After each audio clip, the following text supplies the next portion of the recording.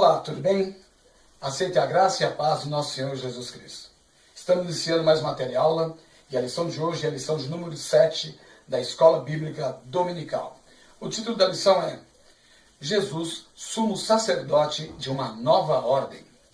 A leitura bíblica em classe está registrada em Hebreus, capítulo 7, versículo 1 ao versículo 19.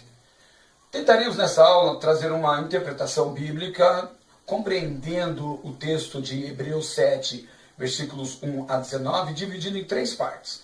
E a primeira parte nós intitulamos A Grandeza de Melquisedeque. O autor sagrado procura demonstrar para ter um fio condutor da sua argumentação. Começa falando primeiramente da grandeza de Melquisedeque para depois desenvolver a lógica da sua argumentação. Vejamos. Quando o autor sagrado aborda os títulos de Melquisedeque, primeiro por ser de fato rei de Salém, pode ser traduzido como paz. Então Melquisedeque era rei de paz. Também o próprio nome de Melquisedeque pode ser interpretado como rei de justiça. Melquisedeque, ao ser reconhecido como sacerdote, ele é um tipo de sacerdote rei. Melquisedeque, sacerdote e rei, é tão importante que até o principal personagem, o exemplo, o pai da nação de Israel, Abraão, pai da fé, ele se submeteu a Melquisedeque, dando a ele, homenageando a Melquisedeque, pagando a Melquisedeque os dízimos, reconhecendo em Melquisedeque como um sacerdote do Deus Altíssimo. Se Abraão submeteu a Melquisedeque, significa que Melquisedeque é superior a Abraão. E todos da linhagem, os herdeiros de Abraão, os descendentes de Abraão, são todos, portanto, inferiores, nesse sentido, a Melquisedeque.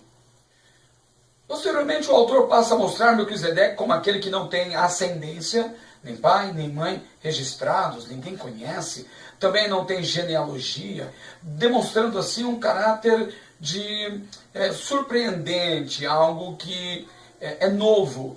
Da mesma forma, quando você passa a ideia de que não tem princípio, não tem fim, não tem genealogia, mostra então um caráter divino. Porém, feito filho do homem, permanece sacerdote para sempre. O autor sagrado se volta a sua atenção agora para Abraão, pelo fato de ele ter pago o dízimo a Melquisedeque. Esse fato é muito importante, porque aqui demonstra uma questão hierárquica de nível espiritual, na qual Melquisedeque é considerado e apontado como sacerdote do Deus Altíssimo, e Abraão é aquele que paga o dízimo para Melquisedeque, demonstrando então uma hierarquia. Aquele que é maior, Melquisedeque, abençoa o menor, que é Abraão. E o Abraão menor agora é destacado, é abençoado por Deus, na qual de Abraão sai toda a linhagem de Israel. A partir daí, então, todos os herdeiros de Israel, inclusive os da tribo de Levi, são inferiores a Melquisedeque. Perceba que o autor faz um esforço para demonstrar a superioridade de Melquisedeque a todo o sistema sacrificial de Israel a partir da ordem levítica. Por que eu disse que é importante essa questão do dízimo? Porque, afinal de contas, o que significa dar o dízimo? Dar o dízimo significa honrar e homenagear aquele que é superior a você, aguardando as bênçãos daquele que é superior a você. Quando Melquisedeque recebeu os dízimos, sendo Abraão, não tendo nenhuma familiaridade, nenhuma ligação familiar com Melquisedeque, não tendo por obrigação fazer isso, ao fazê-lo, Abraão então reconhece Melquisedeque como um rei e sacerdote. Nessa segunda parte, que vai do capítulo 7, versículo 4 até o 10, eu procuro demonstrar como Abraão reconheceu em Melquisedeque essa superioridade. Uma superioridade demonstrada através do aceite de Melquisedeque do pagamento do dízimo por parte de Abraão. Então nós vemos que no versículo 5, o autor sagrado passa a enfatizar a importância do dízimo. E ele demonstra ali quem paga e quem recebe, que existe uma diferença hierárquica. Dessa maneira, o autor sagrado coloca nova perspectiva em relação ao sacerdócio. Essa nova perspectiva parte do princípio de quem é maior e de quem é menor. Se Abraão ou se Melquisedeque. Como quem pagou foi Abraão, então Melquisedeque é considerado superior. O autor sagrado deixa isso claro quando ele segue a linha que demonstra que se Abraão pagou o dízimo, então Melquisedeque é superior a Abraão. Desse modo, todos os descendentes de Abraão também são, por natureza e por descendência, por herança, inferiores nessa questão sacerdotal a Melquisedeque. Por isso que o sacerdócio levítico, ele é considerado um sacerdócio inferior ao sacerdócio de Melquisedeque. Isso tem sentido principalmente quando o autor sagrado procura demonstrar que Levi pagou a Melquisedeque o dízimo por intermédio de Abraão. A partir do versículo 11 até o 19, eu entendi importante destacar uma terceira parte.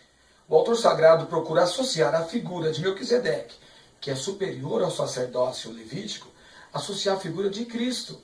Portanto, Cristo se tornaria superior ao sacerdócio levítico. E aí ele aponta algumas situações e características importantes. O autor sagrado demonstra como é falível, como é falho o sacerdócio levítico, principalmente quando ele encontra preconizado nas Escrituras que viria um outro sacerdote, segundo a ordem e a categoria de Melquisedeque. Esse outro sacerdote seria perfeito. A qualidade de perfeito dada ao sacerdócio, segundo a ordem de Melquisedeque, vem do grego teleioses, que significa alvo a ser atingido, perfeição. Ao mesmo tempo que ele demonstra a substituição da ordem sacerdotal, ele demonstra que o sacerdócio é perfeito e que teria também outra lógica de autoridade e ação, que seria também perfeito, no versículo 12. Há, portanto, aqui uma demonstração de transitoriedade do sacerdócio levítico. A partir do versículo 13, o autor sagrado passa a dar demonstrações e mostrar pistas de quem seria esse sacerdócio que substituiria o sacerdócio levítico. Em primeiro lugar, ele viria de outra tribo, não da descendência de Levi. Em segundo lugar, ele passa a apontar para Jesus como aquele que é descendente da tribo de Judá. Essa tribo ela é caracterizada por uma linhagem real, lembra-se de Davi e Salomão. Assim o autor sagrado passa a mostrar que esse sacerdote ele é sacerdote e também é rei. E essa revelação é surpreendente. Posteriormente, o autor sagrado desmantela a autoridade e a hereditariedade do sacerdócio levítico. Mas não só isso, o autor enfatiza que esse novo sacerdócio humanamente veio da linhagem de Judá. Porém, tem mais uma natureza esse sacerdócio. Aquela natureza que foi caracterizada pela pessoa de Melquisedeque. O tipo de Melquisedeque, lembra-se? A natureza eterna. Melquisedeque, a sua história revela a eternidade. Deus não tem princípio, não tem fim. Deus não tem genealogia, não tem pai, não tem mãe. Deus é Deus. Melquisedeque aparece como um tipo da natureza divina por ser eterno. O seu sacerdote é eterno, não tem hereditariedade. Nós vemos aqui a eternidade teologicamente apontada em Melquisedeque. As Escrituras revelam essa verdade. Tu és o sacerdote eternamente, segundo a ordem de Melquisedeque. Salmo 110, versículo 4. Dessa forma, a associação de Melquisedeque, as características do tipo de Melquisedeque, se encontra perfeitamente encaixada em Cristo Jesus. Essa associação de Melquisedeque com Cristo está completa. Cristo, sendo perfeitamente humano e divino, preenche todos os requisitos. Requisitos tais que o equiparam ao sacerdócio de Melquisedeque. Se o sacerdócio de Melquisedeque é superior ao sacerdócio levítico, portanto, logo, o sacerdócio de Cristo é superior ao sacerdócio levítico. Isso demonstra o sacerdócio de Cristo, segundo a ordem de Melquisedeque, que é superior à ordem levítica. Dessa forma, o que é permanente é válido e é considerado superior, por isso permanece, que é o sacerdócio de Cristo. Por isso, a melhor forma de chegarmos a Deus é por meio do sacerdócio e do sacrifício de Jesus Cristo, nosso Senhor. Embora seja uma das verdades reveladas mais excelentes da pessoa e do ofício do Senhor Jesus Cristo como sumo sacerdote das nossas vidas. Ele intercede em nosso favor. Dessa forma, todo o sistema sacrificial do Antigo Testamento foi substituído pelo sacerdócio de Cristo Jesus, por ser permanente, imutável e perfeito. Observe a fragilidade e a imperfeição do sacerdócio levítico pela questão da hereditariedade. O sacerdócio tinha um tempo de duração limitado, segundo a sua própria vida e condições para exercer o sacerdócio. Na sua morte, ele é substituído por outro. Dessa forma, essa transitoriedade, esse trânsito que corria de um sacerdote para outro, na mudança do sacerdote, os israelitas tinham que defrontar com o caráter do sacerdote e a sua postura. E nessas mudanças, nessas substituições, nessas hereditariedades, os sumos sacerdotes sempre, alguns deles, traziam problemas de ordem moral à sociedade. Lembra-se do sacerdote Eli, por exemplo, dentre tantos outros. Por outro lado, Jesus não precisa de substituto, ele é eterno. Por isso, a ordem araônica levítica perde a sua validade. Ele, Jesus, tem o sacrifício eterno, portanto perpétuo, e permanece para sempre. Com isso, as pessoas não estão mais sujeitas às oscilações de ações do caráter do sacerdote, nem da sua postura. Pois Cristo é perfeito, sem necessidade de mudança, e permanece para sempre. Jesus nos conhece, não muda sua postura nem o seu caráter em relação a nós. Ele intercede por nós. Ele continua falando de Deus a nosso respeito. Ele continua sendo mediador de uma nova aliança, de um novo pacto entre Deus e os homens.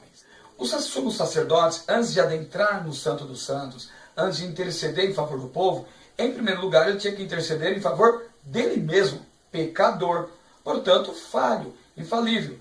Jesus Cristo não. Ele era sem pecado. Ele não tinha pecado nenhum. Ele não precisava fazer um sacrifício por si mesmo, porque ele era santo. O salário do pecado é a morte. Jesus não pecou, então não poderia morrer. Por isso que a morte não conteve Jesus. Portanto, ele ressuscitou e por isso ele permanece sumo sacerdote para sempre. Um outro fato importante é o sacrifício. O sacrifício tinha que ser sem mácula, amianto no grego, sem mancha. Jesus é o próprio sacrifício, porque ele deu a sua vida inocente, sem pecado, sem culpa, em favor do culpado, que somos eu e você. Portanto, ele ressuscitou, o seu sacrifício foi perfeito. É dessa forma que todos que aceitam esse sacrifício de Jesus, ele, ao aceitar Jesus, ao invés de ele pagar pelos seus próprios pecados, como Jesus já pagou o pecado por ele, ele agora é liberto, ele agora é livre, ele agora se torna propício ao Pai. Foi paga uma expiação em favor de cada um de nós. Jesus Cristo, o sacerdote perfeito, mas também o sacrifício perfeito. Que maravilha! Todo o sistema sacrificial da estrutura religiosa de Israel foi substituído em uma única pessoa, Jesus Cristo, sumo sacerdote e o próprio sacrifício. Dessa forma, ele cumpriu toda a lei em si mesmo, oferecendo sacrifício por todo o povo e também sendo ele o próprio sacrifício, sacerdote, sumo sacerdote e o sacrifício perfeito. Todo o sistema sacrificial do Antigo Testamento foi abrogado. Agora Jesus, que é o sacrifício perfeito, permanente, eterno e imutável, substitui todos esses sacrifícios do Antigo Testamento. Dessa forma, nós concluímos nossa fala, mostrando que o autor sagrado se esforça em demonstrar que o sacrifício de Cristo, a pessoa de Cristo, o sacerdócio de Cristo, é superior a todo o sistema sacrificial. É bem verdade que alguns, tendo a ilusão de que, por ser o sistema sacrificial uma estrutura toda ordenada, organizada, o próprio edifício, a forma de sacrificar, a reunião do povo, dava a impressão de legitimidade permanente. Mas não era.